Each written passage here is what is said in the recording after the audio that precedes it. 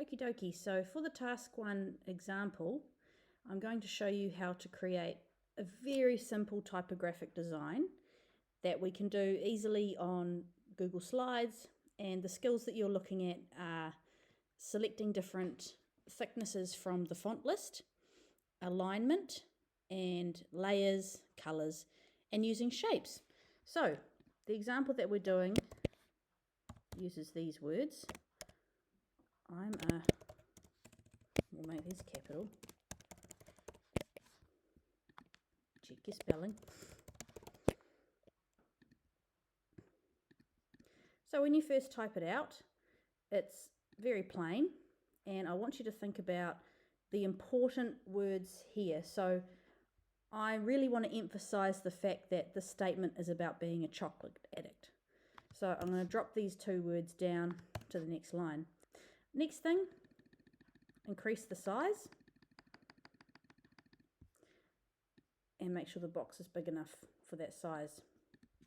The standard font that we use is Arial, and that's the same on Microsoft Word, the same on here.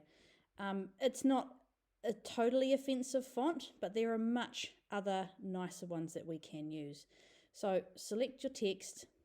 I'm going to go into here and just have a look at all the fonts that I've got to use. We're going to really think about what the purpose of our font is. Okay, this is very hard to read, and I don't think it's really communicating the point very well. So we're going to stick with Railway today, so make sure you find that. If you go back to your Railway, go to Thin. Railway is really good because it's got all of these options, okay? Quicksand is pretty good as well. Avenir is okay, but you can see there's no options for its thickness and what's called line weight. So we'll go to Thin. Or you can go to extra thin if you like, but thin is fine. Here, take it to the extreme and make it very, very bold, okay? I want this to be a little bit bigger. So now we've got a very simple statement that's already starting to have a little bit of interest in it because we've split up the sentence, we've put it into 3 lines, and we've got thick and thin text. Next thing, I want to create a box to put it in. Now, in the last lesson, we talked about alignment and spacing, okay?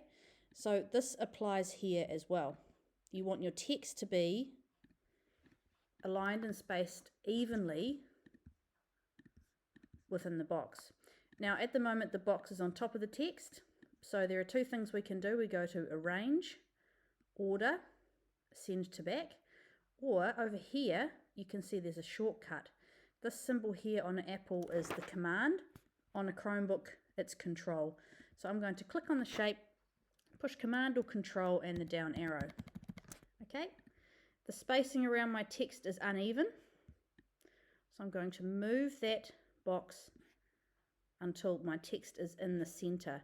You can always increase the size of your box and just get used to using your eyes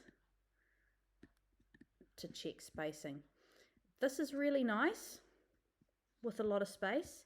What we can be tempted to do is do things like this, which is easy to read but can be a little bit like crammed together, so keep it big. The other thing people tend to do is instead of drawing a box, they'll click on here on the text and they'll go, oh look, brown, easy. But what that means is we can't actually separate the brown color from the text, and we can't change the box size apart from on one edge, okay? So I want you to draw a box and move it behind the text. Next thing, make the text white so it stands out a bit more. Where's it? Here, text color, white. Yep. And lastly, you've done like a pretty decent job here. If we go to the exemplar, there's a box here with seriously written on it, okay? So if you're happy to go ahead and do that, then just go. Otherwise, keep watching and I'll continue on the exemplar. So I'm going to make the box a bit bigger. If you click and drag and select everything, then you can just move it with your arrow. So that's quite handy. new text box with the word seriously. Put it up here. This little round piece is the rotate, so you can do that, or I would wait. Draw yourself another box. Okay, and in my exemplar the box is white. That's good. If you remember the layering shortcut, it's Command or Control to push it down and through the layers and use your arrows. And that looks pretty nicely spaced. We've got even space around the word.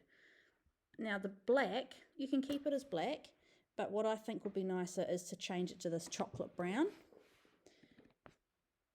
Up here, and I've picked this one here. Yep. Now the rotation. If you click on the word seriously and you hold down Shift and then you click on the white box, you've selected those two elements, those two parts of your design together.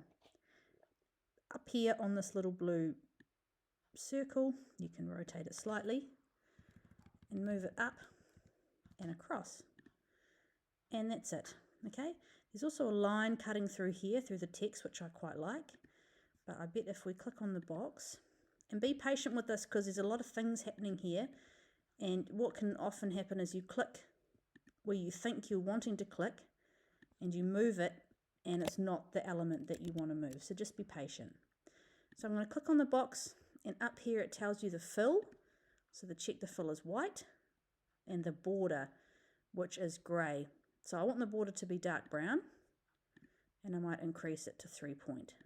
Okay, now that is a very simple piece of typography. Do not rush, okay? Take your time with the layers and just have fun with the colours and things. You may change chocolate to whatever you like and then play with the colours, okay?